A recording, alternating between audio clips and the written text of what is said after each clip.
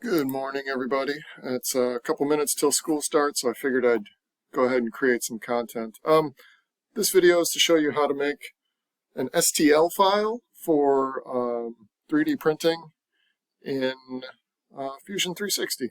So right here I've got a train that I made a while back. It's got all these different components. I believe you can right-click at the top of your browser list, and there's a couple different ways.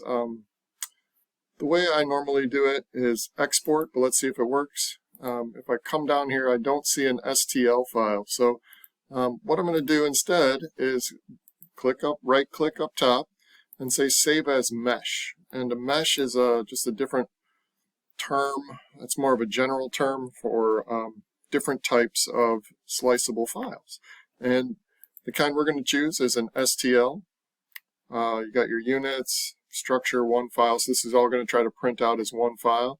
And you just say OK. It gives it a name and a location. So it's going to go to my documents. It's called train 4, blah, blah, blah.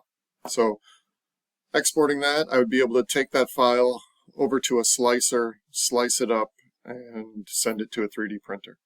Now, what if I didn't want to print the whole train, but I just wanted to print one part of the train? Let's find, I don't know if I highlight it here, it should highlight over there. So the smokestack, let's say. I could right-click on the component all by itself and do the process again. And I believe if you click Export Now, nope, it's the same business. So that's one of the changes that they made in the past few months. But so Save as Mesh, OK, just note where it's going, note its name. You can rename it if you like. Smokestack.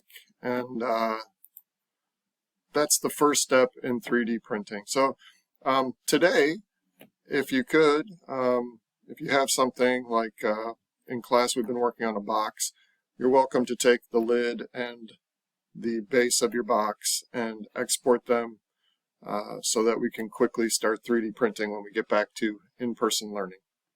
Okay, thanks.